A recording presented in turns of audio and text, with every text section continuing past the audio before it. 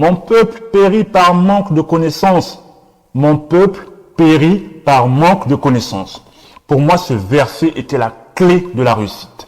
Je devrais donc chercher à comprendre la connaissance. Je devrais donc avoir cette connaissance-là pour qu'elle m'affranchisse, pour qu'elle me libère.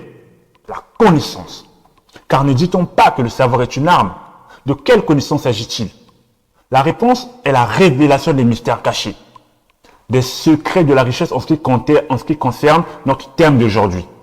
Alors, quels sont donc les secrets de la richesse absolue? Les secrets de la richesse absolue, celle qui va au-delà de la simple richesse physique. Cette vidéo vous propose, comme l'a écrit le docteur David Oyedepo, une exploration, une submersion dans les secrets du succès.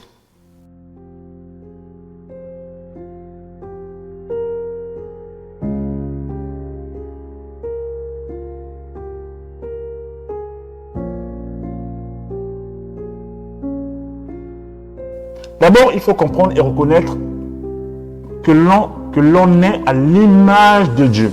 Et de quel Dieu parlons-nous? Le Dieu de gloire, qui compte les galaxies sur la paume de sa main. Qui compte les galaxies sur la paume de sa main. Bon, normalement, la vidéo s'arrêtait là. Parce que n'importe qui peut comprendre que c'est pas un petit génie, une petite personne, ou bien, non, c'est quelqu'un qui compte les galaxies. Une galaxie est une composition de milliards de planètes. De milliards de planètes. Mais là, on dit il compte les galaxies.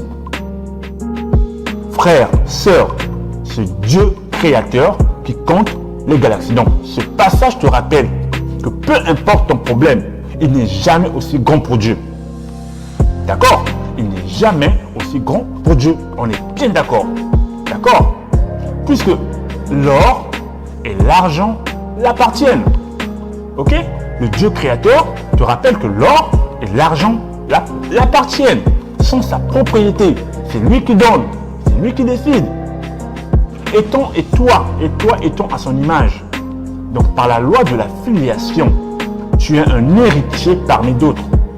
Un héritier parmi d'autres. Ça signifie l'or et l'argent qui appartiennent à ton père en termes de filiation, en termes juridiques, en termes législatifs, sont ta propriété, sont ton héritage. Tu comprends facilement qu'il n'est pas normal que tu vives dans la précarité.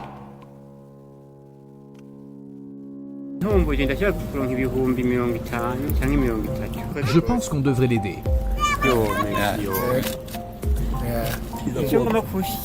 I want to say something.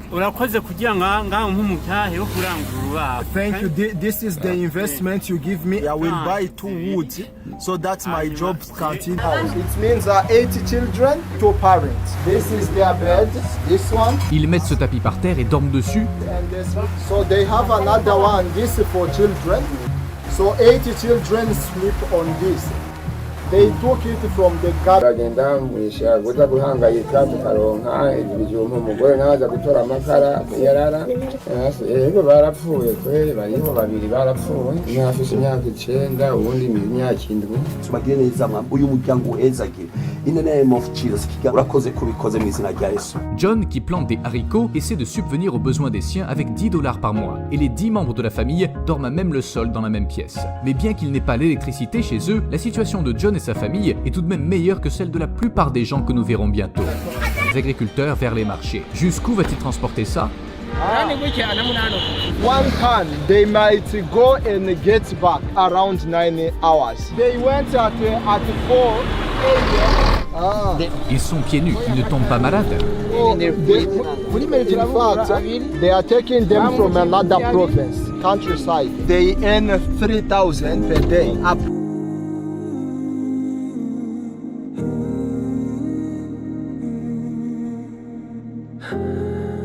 C'est là qu'il dort. Yes. Et où il cuisine? Yeah, it is the same place. Ce sont tous ses vêtements? These are his clothes. Il cuisine ici, il a du bois par là. Vous voyez des casseroles et des poêles. Il n'a qu'une paire de chaussures. Ses vêtements sont par terre. Vous vous demandez peut-être combien la structure économique du pays n'étant pas suffisamment fonctionnelle, il troque ce qu'il cultive au lieu de par les analyses du programme alimentaire mondial. Un enfant sur 5 perd la vie avant d'atteindre l'âge de 5 ans pour ces raisons. Selon l'Organisation mondiale de la santé, au Burundi, il n'y a qu'un médecin pour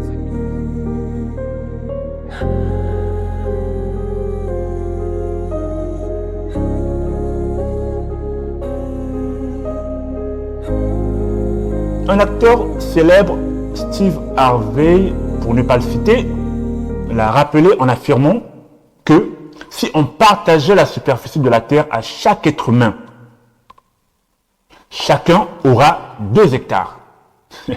Chacun aura 2 hectares. Moi, je comprends à travers cette phrase que Dieu, en créant le monde, en créant la terre, s'est mis en tête que mes enfants auront chacun 2 hectares. Il n'y aura pas de SDF, il n'y aura pas de sans-abri tant qu'il est là. Il n'y aura personne dans la rue. Donc, tu as pleinement ta place sur cette terre. Donc, c'est cette connaissance-là que tu dois avoir pour t'en sortir. Ceci dit, je te rappelle une fois de plus le plan de Dieu au commencement. De faire de toi un Dieu sur terre. Un gagnant, une gagnante, une championne, un champion, une fierté centrale de la création. Chère âme, devenir riche est une prophétie pour toi. J'en suis persuadé. Devenir riche est une prophétie pour toi. Pourquoi je le dis? Parce que la précarité n'est pas une bénédiction. Vivre dans le manque, vivre dans l'instabilité mentale, dans l'instabilité financière, ça entraîne énormément de mauvaises choses. C'est le diable qui vit dans la pauvreté. La pauvreté spirituelle. Et cette pauvreté spirituelle, elle rogne peu à peu votre âme. Donc vous devez bénéficier des bienfaits de ce monde. D'accord? Maintenant, on va accélérer. Parce que j'aime accélérer les choses. Répète ceci avec foi, avec conviction. Et ne pense à rien d'autre qu'à ta richesse. Répète de manière itinérative. Je suis riche. Je suis riche. Je suis riche. Fais-le chaque matin et chaque soir. Tu dois garder dans ton esprit cet état spirituel de richesse. Tu es riche. La bonne nouvelle, je serai franc avec toi, c'est qu'en le disant les premiers jours, les résultats ne se feront peut-être pas vite savoir. Mais crois-moi, les résultats viendront d'eux-mêmes. Tu dois être patient et en avoir la pleine conviction. Dis-toi que tu es riche. En le disant, tu constateras une paix en toi, un sourire en toi. Tu dois le maintenir parce que c'est ta vraie nature qui se réveille en toi. D'accord? Je suis riche et tu es riche. Bon, on va casser tous les tabous. Parlons de l'argent. C'est quoi l'argent? Écoute, l'argent, c'est quoi l'argent? L'argent n'est qu'un concept parmi des centaines d'autres. Cite-moi 3 mots. Douche, chaussures, bouteille. Ajoute un mot, argent. Donc, cela veut dire que le mot est une plaque signalétique qui explique un objet, une chose. On doit utiliser les mots pour pouvoir s'exprimer, pour pouvoir définir des choses. Des mots.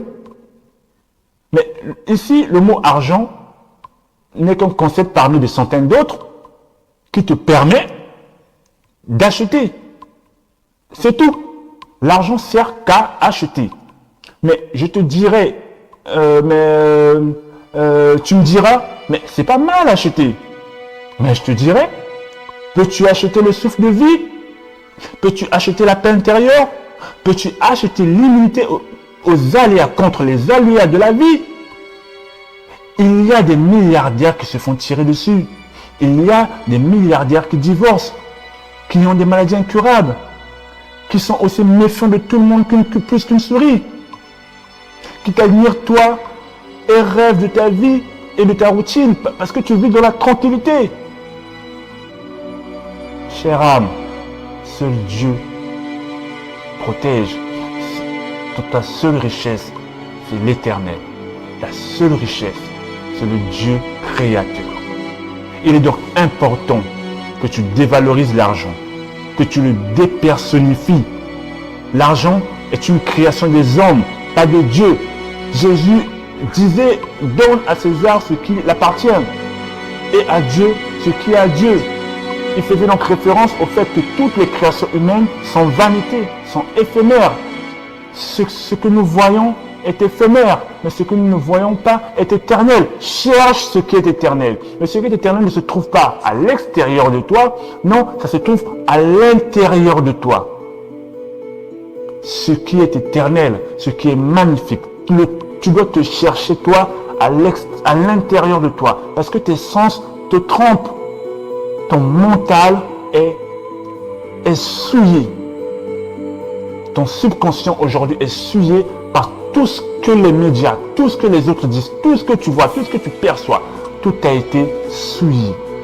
Et aujourd'hui, à cause des autres, à cause de ce que nous-mêmes nous faisons, nous avons perdu notre essence. Nous sommes comme des orphelins, des enfants aveugles, des enfants perdus dans la forêt. Nous sommes déboussolés. Pourtant, riches et pauvres, nous sommes tous sur le même pied d'égalité. Et nous avons un même destin sur terre, celui de la mort physique.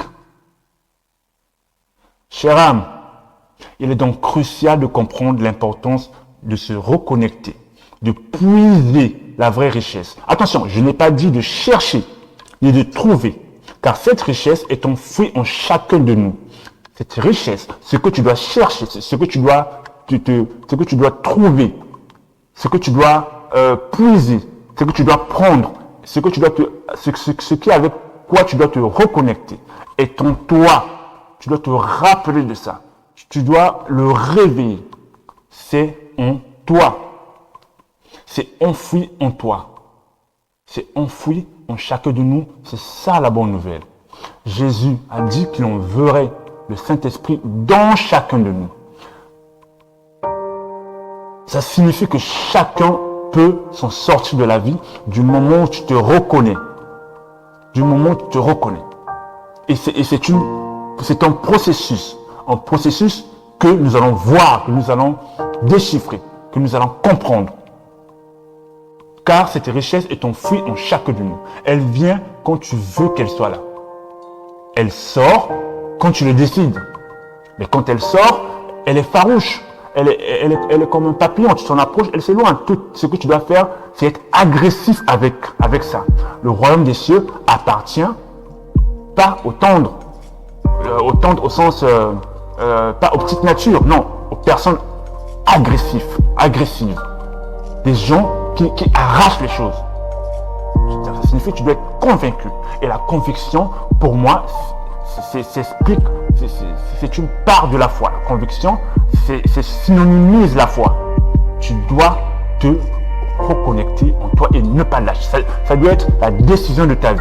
Je veux être riche. Je dois être riche. Je veux être riche. Autant je veux être riche. Riche ou rien. C'est ça ta devise. Écris-le. Parle-en.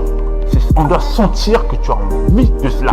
Tu veux vivre, profiter de la création, avec de l'argent, voyager, admirer, contempler la création de Dieu, aller partout où tu veux, déguster les plats du monde entier, rencontrer d'autres cultures. Ça doit être ça, ça l'objet de ta vie. Tu es là pour profiter. Tu es là pour t'éclater de la vie. Tu es là parce que Dieu t'a mis ici pour que tu profites. C'est une chance d'être là. Asseyez-vous un moment. Parce qu'on a des choses à se dire là. Écoutez, un sperme contient, si je me rappelle, si je ne dis pas de conneries, 4 millions de spermatozoïdes. Bon, imagine pendant l'éjaculation. Les 4 millions sont sur la ligne de départ. Vous êtes 4 millions pour une course, pour un marathon difficile. Mais tu es le seul, ou vous êtes les seuls pour les jumeaux ou les jumelles, à y arriver, à franchir la ligne d'arrivée. Ça signifie, chère âme, tu es un champion, tu es une championne, tu es une gagnante. Déjà, dès ton départ, tu avais gagné. Tu as gagné le droit de vivre, parce que le droit de vivre, on le gagne. Et quand on le gagne, on en profite. Mais le malin nous trompe, le malin nous fait comprendre que la vie doit être dure, que tu n'es rien, que tu vaux rien, alors que tu es un champion né. La richesse est donc une prophétie pour toi. Le docteur David Oyedepo a intitulé le premier chapitre de son livre « Explorer les secrets du succès », la place prophétique du succès dans ta vie. Pour nous, ce premier chapitre, on va l'appeler, et là, on commence notre étude, l'égarement de soi. L'égarement de soi.